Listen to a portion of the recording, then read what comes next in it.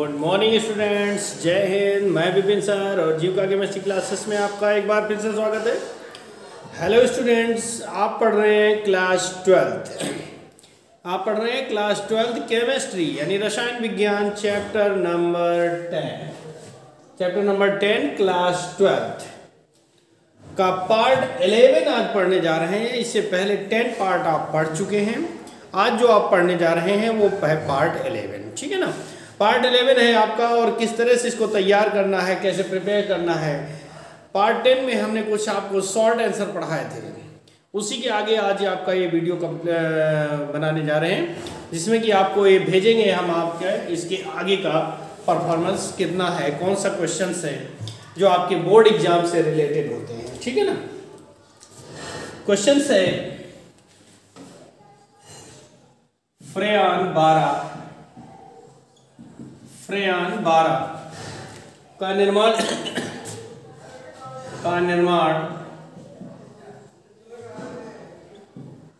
किस प्रकार किया जाता है।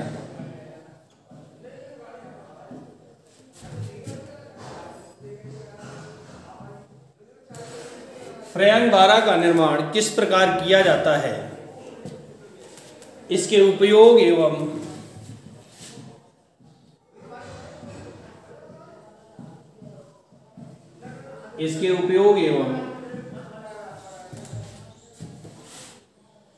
पर्यावरणीय प्रभाव लिखिए।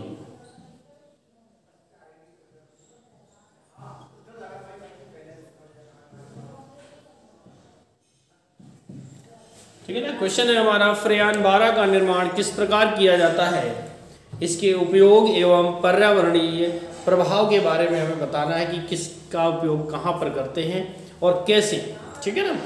तो चलते हैं हम इसके आगे आंसर में। तो आंसर में हेडिंग डालते हैं फ्रेयॉन 12, ठीक है ना। डाल दिया आपने फ्रेयॉन 12 और इसमें लिखते हैं तो लिखेंगे क्या, फ्रेयॉन 12 का निर्माण,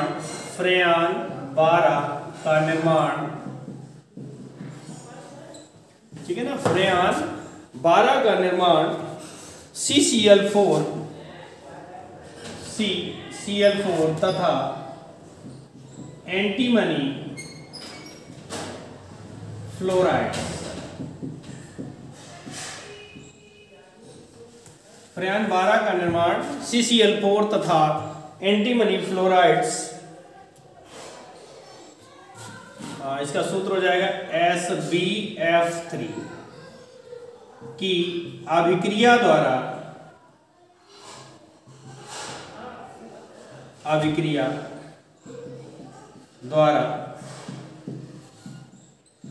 होता है। कार्बन टेट्राक्लोराइड और एंटीमनी फ्लोराइड्स की अगर हम अभिक्रिया करवाते हैं तो फ्रेयॉन 12 का निर्माण होता है। यह अभिक्रिया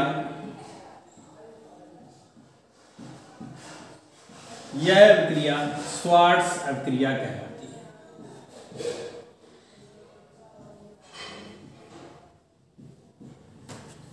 यह अभिक्रिया श्वार्ट्ज अभिक्रिया कहलाती है, ठीक है ना। तो अब हम रिएक्शन लिखेंगे, अभिक्रिया लिखते हैं क्या होगी फ्रेयॉन 12 के लिए। तो अभिक्रिया में हो जाएगा 3CCl4 + 2SbF3, ठीक है ना। इसकी अभिक्रिया हम एंटीमनी पेंटाफ्लोराइड SbF5 की उपस्थिति में करवाते हैं, ठीक है ना।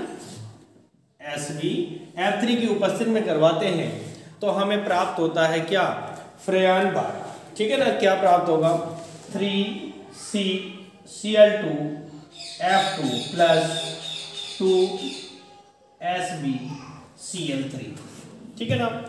इसका नाम हो जाएगा डाइफ्लोरोमेथेन।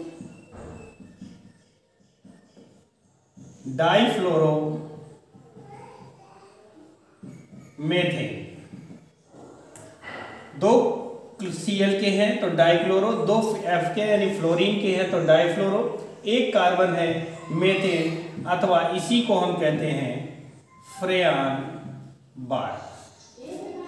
ठीक है ना, इसी को हम कहते हैं फ्रेयान 12। ऐसे में आपने लिखा फ्रेयान 12 का निर्माण कार्बन टेट्राक्लोराइड और एंटीमनी फ्लोराइड की अभिक्रिया द्वारा किया जाता है। इस अभिक्रिया को हम स्वार्ट्स अभिक्रिया कहते हैं। क्या कहते हैं? स्वार्ट्स अभिक्रिया कहते हैं। इसका नाम डाइक्लोरो डाइफ्लोरो मेथेन होता है, अथवा इसी को फ्रेयान 12 कहते हैं। ठीक है,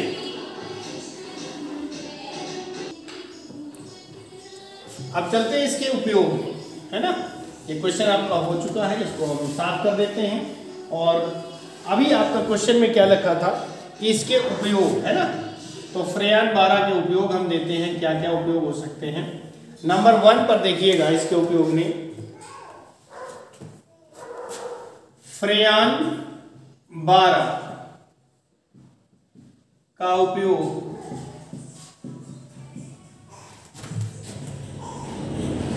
फ्रेयान 12 का उपयोग फ्रिज, एसी आदि में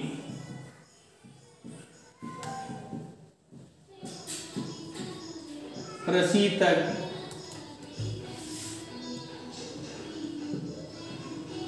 के रूप में किया जाता है। ठीक है ना। फ्रेयान 12 का उपयोग फ्रिज, एसी आदि में प्रशीतक मतलब होता है ठंडक उत्पन्न करने वाली, जैसे फ्रिज में कोई चीज़ ठंडी रहती है ना। एसी हमको ठंडा वातावरण उपलब्ध कराती है, तो इनमें इसका उपयोग किया जाता है। और नंबर 2 है एरोसॉल के निर्माण में। एरोसॉल के निर्माण में भी फ्रेयान 12 का उपयोग किया जाता है। ठीक है ना, एरोसॉल के निर्माण में भी इसका उपयोग किया जाता है। अब हम आपको दिखाते हैं इसके पर्यावरणीय प्रभाव, यानी फ्रेयान 12 का पर्यावरणीय प्रभाव क्या है, उसके बारे में बात करते हैं। तो फ्रेयान 12 का पर्यावरणीय प्रभाव क्या है। ठीक है, तो देखते हैं पर्यावरणीय प्रभाव में फ्रेयान 12, ठीक है ना, फ्रेयान 12 वायुमंडल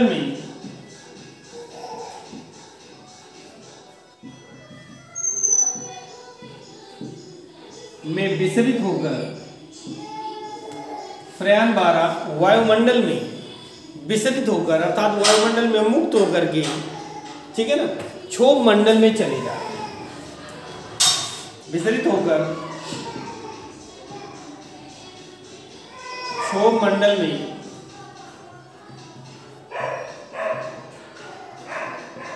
चले जाते हैं।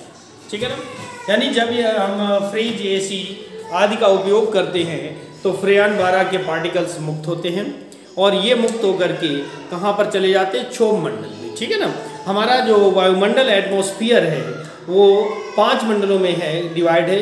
क्षोभ मंडल, इसका एक कोड होता है क्षोसम आवा। क्षोभ मंडल, समताप मंडल, मध्य मंडल, आयन मंडल और बाह्य मंडल, 5 में। तो ये कहाँ पर चले जाते हैं? क्षोभ मंडल में चले जाते हैं। ठीक है ना, वहां पर जाकर क्या करते हैं?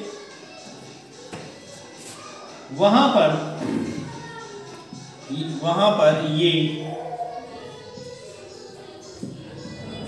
मुक्त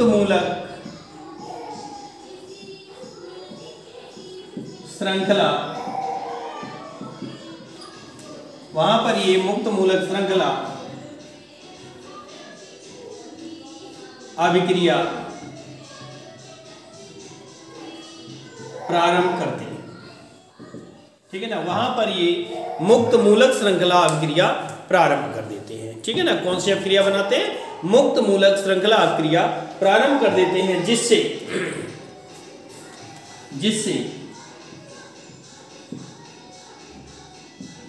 प्राकृतिक ओजोन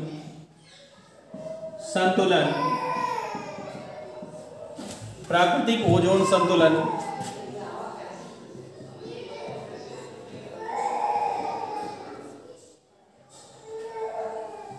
जिससे प्राकृतिक ओजोन संतुलन बिगड़ जाता है। ठीक है ना। क्या होता है, जो सबसे ज़्यादा इससे क्लोरीन मुक्त होती है और वो क्लोरीन का जो अणु होता है वो ओजोन परत को सबसे ज़्यादा लॉस पहुंचाता है, सबसे ज़्यादा हानि पहुंचाता है। तो ये क्या कह रहा है कि फ्रेयन बार वायुमंडल में विस्तृत होकर क्षोभ मंडल में चले जाते हैं और वहां पर पहुंचकर ये मुक्त मूलक श्रृंखला अभिक्रिया प्रारंभ कर देते हैं, जिससे कि प्राकृतिक ओजोन संतुलन बिगड़ जाता है। ठीक है ना। अब चलते हैं हम आगे। क्या है हमारा प्रश्न, देखिए आपका अगला प्रश्न है जो अगली बोर्ड परीक्षा यानी 2019 और 20 में पूछा गया था। वो प्रश्न ये है कि हेलोएल्केन की किसी, क्वेश्चन है हेलोएल्केन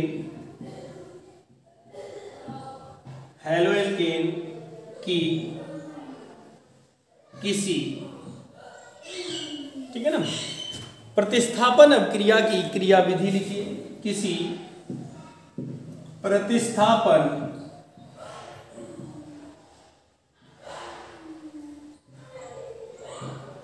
अभिक्रिया की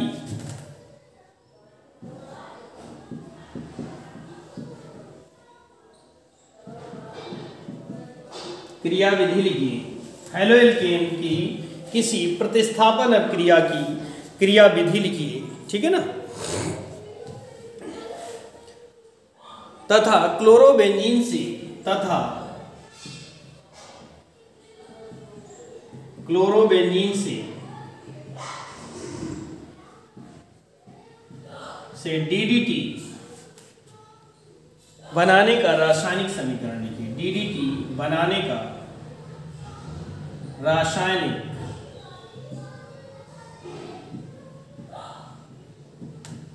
समीकरण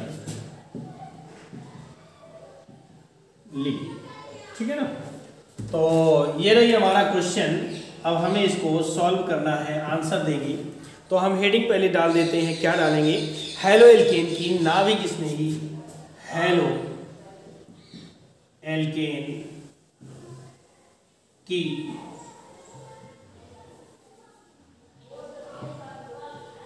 नाभिक स्नेही प्रतिस्थापन अभिक्रिया, हेलोएल्केन की नाभिक स्नेही प्रतिस्थापन अभिक्रिया, ये हमारी हेडिंग हो जाती है। और इसमें हम आगे चलते हैं डिटेल में। क्या लिख सकते हैं, ये ऐसी जो इसने पूछा हेलोएल्केन की प्रतिस्थापन अभिक्रियाएं, वैसे तो इनके बारे में डिटेल में हम पढ़ चुके हैं, लेकिन यहाँ पर जो क्वेश्चन पूछा गया है उसके अकॉर्डिंग चलते हैं। ठीक है ना। तो लिख सकते हैं ये निम्न प्रकार की होती है, ये निम्न प्रकार की होती है। ठीक है ना। नंबर 1 पर हम हेडिंग डालते हैं। नंबर 1, हाइड्रोक्सिल समूह यानी OH समूह द्वारा प्रतिस्थापन। OH समूह द्वारा प्रतिस्थापन करवाना है। और कैसे होता है इसका प्रतिस्थापन, उसके बारे में देखते हैं कि OH समूह किस प्रकार से हेलोएल्केन की प्रतिस्थापन अभिक्रियाओं को प्रदर्शित करता है। तो इसमें लिख सकते हैं, डेफिनेशन है हमारी कि हेलोएल्केन की क्रिया, हेलोएल्केन की क्रिया जलीय क्षार, हेलोएल्केन की क्रिया जलीय क्षार से कराने पर, हेलोएल्केन की क्रिया जलीय क्षार से कराने पर, या जलीय क्षार ऐसा भी लिख सकते हैं, कराने पर लिख दें, या जलीय क्षार के साथ ऐसा भी कर सकते हैं, जलीय क्षार के साथ कराने पर एल्कोहल प्राप्त होते हैं, एल्कोहल प्राप्त होते हैं। ऐसे में कि हेलोएल्केन की क्रिया अगर हम जलीय क्षार के साथ, या कहते हैं क्षार के जलीय विलयन के साथ, कोई भी क्षार हो सकता है, पोटेशियम हाइड्रोक्साइड या सोडियम हाइड्रोक्साइड के साथ अब क्रिया करवाते हैं तो एल्कोहल प्राप्त होता है। तो हम लिख सकते हैं यहाँ पर एक सामान्य अपक्रिया हेलो एल्केन RH हो जाएगा प्लस क्षार के लिए NaOH, और इसका क्या चाहिए हमें, एक्वस सोल्यूशन। एक्वस माने होता है जलीय सोल्यूशन, किसका, क्षार का। तो देखिएगा कि इतना निकल जाएगा, क्या निकल रहा है, और क्या बचा, ROH बच गया प्लस NaX बाहर हो जाता है, ठीक है ना, NaX बाहर हो जाता है। क्लियर है भाई। अब इसकी अगर हम देखिए तो ये हमारा एल्कोहल प्राप्त होता है, ठीक है ना।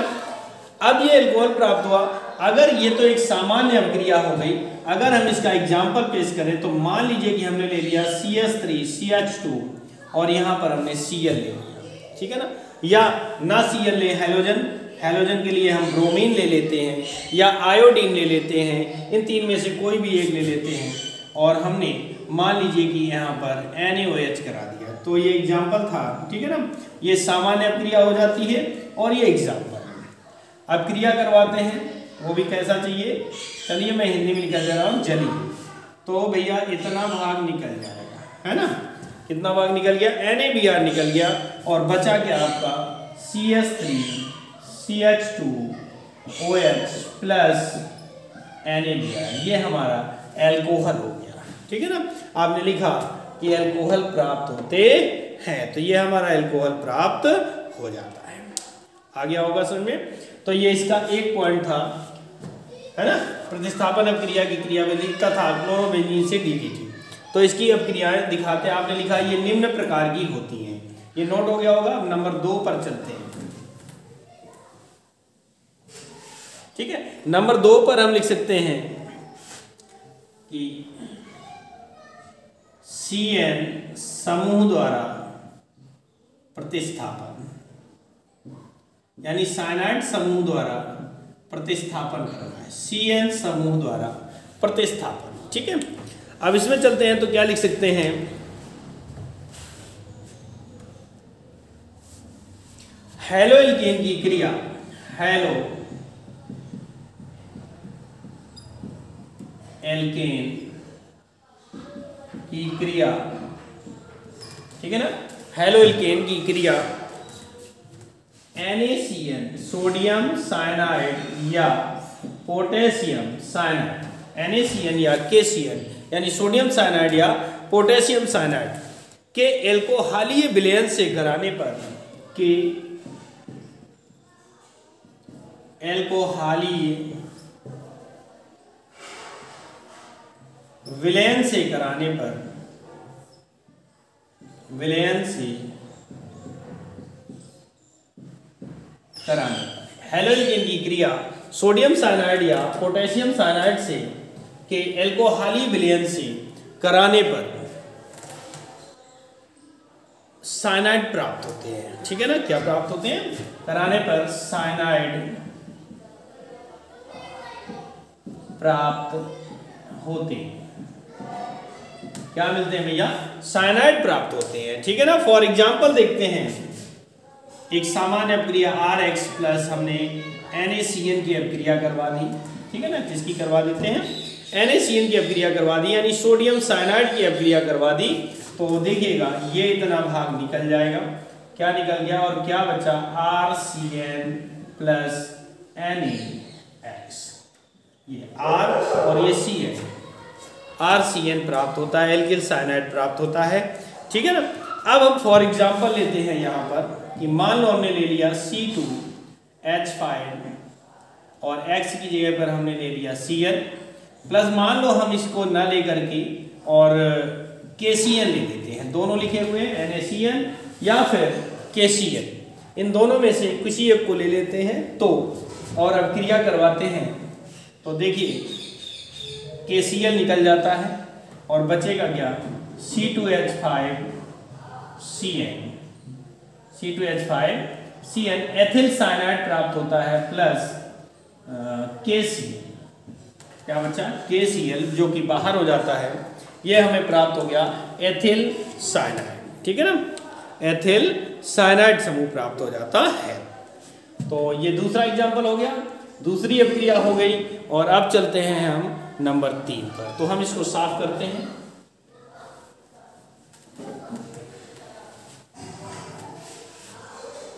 ठीक है। नंबर 3 पर हेडिंग होगी हमारी आइसोसाइनाइड समूह द्वारा प्रतिस्थापन। आइसोसाइनाइड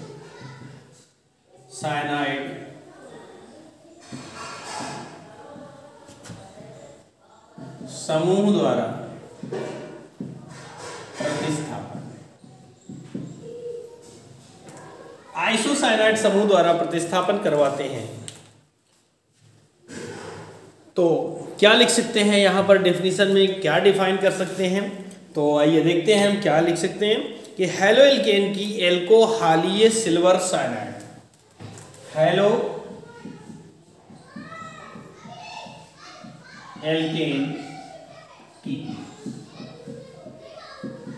एल्कोहालीय, हेलो एल्केन की एल्कोहालीय, ठीक है ना, सिल्वर साइनाइड यानी AgCN, सिल्वर साइनाइड AgCN, ठीक है ना। हम करवा रहे थे अभी दूसरे वाले में पोटेशियम साइनाइड या सोडियम साइनाइड से, आप करवानी है क्रिया में सिल्वर साइनाइड से। तो क्या लिख सकते हैं, AgCN के साथ अभिक्रिया कराने पर, AgCN के साथ अभिक्रिया कराने पर, ठीक है ना, हेलो एल्केन की एल्कोहालीय सिल्वर साइनाइड के साथ अभिक्रिया कराने पर दुर्गंध युक्त आइसोसाइनाइड प्राप्त होते हैं। दुर्गंध युक्त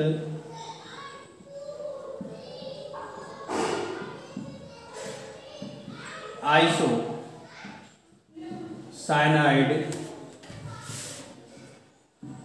प्राप्त होते हैं। दुर्गंध युक्त आइसोसाइनाइड प्राप्त होते हैं। कैसे अभिक्रिया होनी है आइए दिखाते हैं कि RX प्लस सिल्वर साइनाइड के रूप में AgCN को लिया और अभिक्रिया करवाते हैं तो ये बनेगा RN डबल बॉन्ड C और ये एक एरो लगता है, ये इसकी बॉन्ड स्ट्रक्चर होता है। किसका, आइसोसाइनाइड का ये बॉन्ड स्ट्रक्चर होता है। क्लियर हुआ बात। ये ऐसे यहाँ से कट होगा, ये डबल बॉन्ड लगेगा और एक तीर लगेगा, ये इसका बॉन्ड स्ट्रक्चर है और ये बन गया हमारा आइसोसाइनाइड। और देखिएगा इतना निकल जाता है यानी कि प्लस AgX, ठीक है ना, प्लस AgX प्राप्त होता है। अब फॉर एग्जाम्पल में मान लीजिए कि हमने ले लिया कि C2H5Br, एथिल ब्रोमाइड ले लिया C2H5Br और इसकी अभिक्रिया हम सिल्वर साइनाइड से कराते हैं। वो भी कैसा चाहिए था हमें, एल्कोहाली। एल्कोहाली को शॉर्ट में हम ALC डॉट लिख सकते हैं, ALC डॉट। तो क्या बन जाता है, C2H5NC, C2H5NC यानी इसका नाम होगा ethyl isocyanide, ethyl isocyanide plus AgBr प्राप्त होता है, सिल्वर ब्रोमाइड प्राप्त हो जाता है। ठीक है, ये हो जाता है। अब हम चलते हैं, ये आपके 3 पॉइंट हो गए, 3 अभिक्रियाएं हो गई। अभी हमारा चौथा है, तो चौथे प्रकार की चलते हैं, तो इसको हम साफ करते हैं और अब हम चलते हैं इससे आगे। नंबर 4 है NH2 समूह द्वारा प्रतिस्थापन। NH2 समूह द्वारा प्रतिस्थापन,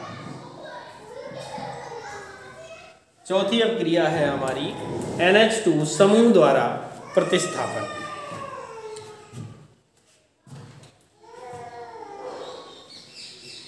ठीक है ना, तो क्या लिख सकते हैं कि एल्किल हैलाइड की एल्कोहल की उपस्थिति में, एल्किल हैलाइड की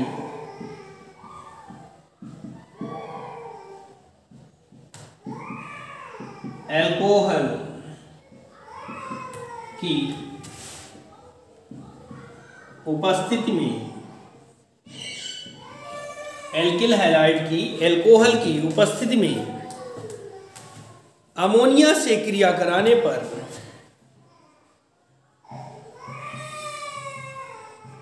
अमोनिया से क्रिया कराने पर 1 डिग्री 2 डिग्री एवं 3rd डिग्री एमीन प्राप्त होते हैं। ठीक है ना, 1 डिग्री 2 डिग्री एवं 3 डिग्री एमीन प्राप्त होते हैं। तो अगर हम इसकी जनरल रिएक्शन दिखाएं तो क्या बन जाएगा, देखिएगा कि RH प्लस अमोनिया का सूत्र NH3 होता है, हम थोड़ा सा इसको उल्टा करके लिख देते हैं HX NH2, तो ये इतना निकल जाएगा और बन जाएगा RNH2 प्लस HX प्राप्त हो जाएगा, RNH2 प्लस HX प्राप्त हो जाएगा। ठीक है ना, अब हम एग्जाम्पल में चलते हैं। ठीक है ना, एग्जाम्पल में लेते हैं तो मान लीजिए कि C2H5Cl ले लिया प्लस HNH2 लिया, तो ये इतना भाग हमारा निकल जाएगा और हमें प्राप्त हो जाएगा C2H5NH2 प्राप्त हो जाएगा। ठीक है ना, प्लस आपका HCl प्राप्त हो जाएगा, प्लस आपका HCl ऑब्टेन हो जाता है। क्लियर हुई ना? ठीक है ना, तो ये था आपका, और उसने कहा एल्कोहल की उपस्थिति है, ALC एल्कोहल की उपस्थिति। ठीक है ना, अब क्रिया करवाते हैं तो ऐसा होता है। क्लियर हुआ? ये प्राथमिक एमीन, ये इससे 1 डिग्री एमीन है। अगर हम इसकी अब क्रिया और बढ़ाते, 1 डिग्री मतलब प्राथमिक एमीन, 2 डिग्री मतलब द्वितीयक एमीन एवं 3 डिग्री मतलब होता है तृतीयक एमीन से। ठीक है ना, तृतीयक एमीन। क्लियर हुआ? तो ये 1 डिग्री एमीन प्राप्त हो जाता है। अब आपका प्रश्न था कि हैलोइल्केन की किसी प्रतिस्थापन अपक्रिया की क्रिया विधि लिखिए। तो हमने प्रतिस्थापन अपक्रिया की क्रिया विधियां आपको 4 अपक्रियाओं के द्वारा समझा दिया। अब इसकी आगे लिखा हुआ है कि क्लोरोबेंजीन से DDT बनाने का रासायनिक समीकरण लिखिए। ठीक है ना, तो हम चलते हैं क्लोरोबेंजीन से DDT में। तो ये अब हेडिंग का काम नहीं, अब हेडिंग में चलते हैं हम क्लोरोबेंजीन से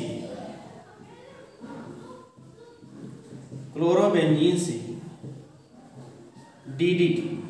ठीक है ना, उसने कहा क्लोरोबेंजीन से DDT बनाने का रासायनिक समीकरण लिखिएगा। कुछ और नहीं लिखना, केवल रासायनिक समीकरण देना है हमें। तो हम क्या करते हैं कि क्लोरोबेंजीन की क्रिया अगर हम क्लोरल से करवा देते हैं, किससे? क्लोरल से करवा देते हैं। लिख सकते हैं थोड़ी सी डेफिनेशन अगर लिखना चाहें तो, कि क्लोरोबेंजीन की क्रिया,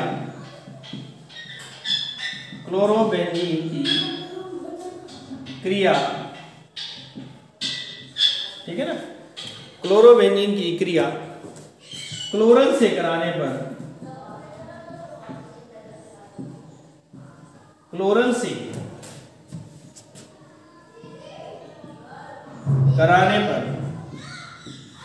DDT प्राप्त होता है।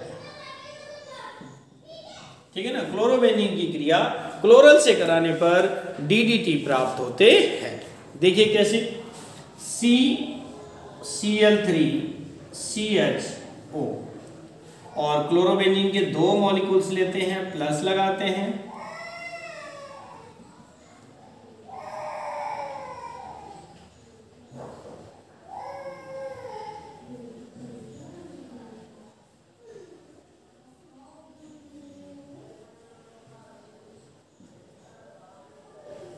ठीक है।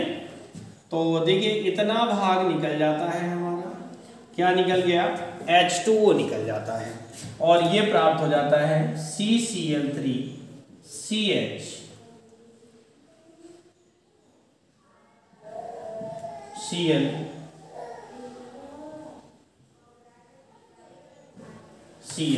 प्लस आपका H2O। ठीक है ना, ये हो जाता है DDT। पूरा नाम की बात करें तो पूरा नाम होता है इसका, Cl के कितने भाग हैं? 2 पॉइंट हैं, 2, तो इसको लिख सकते हैं डाइक्लोरो, ठीक है ना, और फिर दूसरा ये दो फेनिल रिंग है, बेंजीन रिंग है, जिनका नाम हो जाएगा डाइफेनिल, डाइक्लोरो डाइफेनिल, ठीक है, फेनिल। और Cl के दोबारा से 3 अणु आ जाते हैं तो ट्राइक्लोरो, ट्राइक्लोरो, और 2 कार्बन हैं तो एथ होता है, सिंगल बॉन्ड से जुड़े हैं, ethane. Dichloro diphenyl trichloro ethane हो जाता है इसका पूरा नाम, ठीक है ना। तो ये इस तरह से आपका ये प्रश्न कंप्लीट हो गया, यानी ये आपका क्वेश्चन कंप्लीट होता है। इसके आगे के क्वेश्चंस जो होंगे वो आपको अगले टॉपिक में पढ़ा दिए जाएंगे, ठीक है ना। तब तक और केमिस्ट्री की तैयारी के लिए जीविका केमिस्ट्री क्लासेस में बने रहिएगा। अगर आपको वीडियो पसंद आए तो लाइक करें, शेयर करें, और अगर आप चैनल में नए हैं तो चैनल को सब्सक्राइब करें, बेल आइकन को प्रेस करें, जिससे कि आपके पास सारे वीडियोस के नोटिफिकेशन आप तक और आप बड़ी आसानी से मेरे वीडियो से आप बड़ी आसानी से घर बैठे आप अपने नोट्स बना सकते हैं, तैयारी कर सकते हैं, है ना। तो ओके, थैंक यू, जय हिंद, मिलते हैं अगले वीडियो में।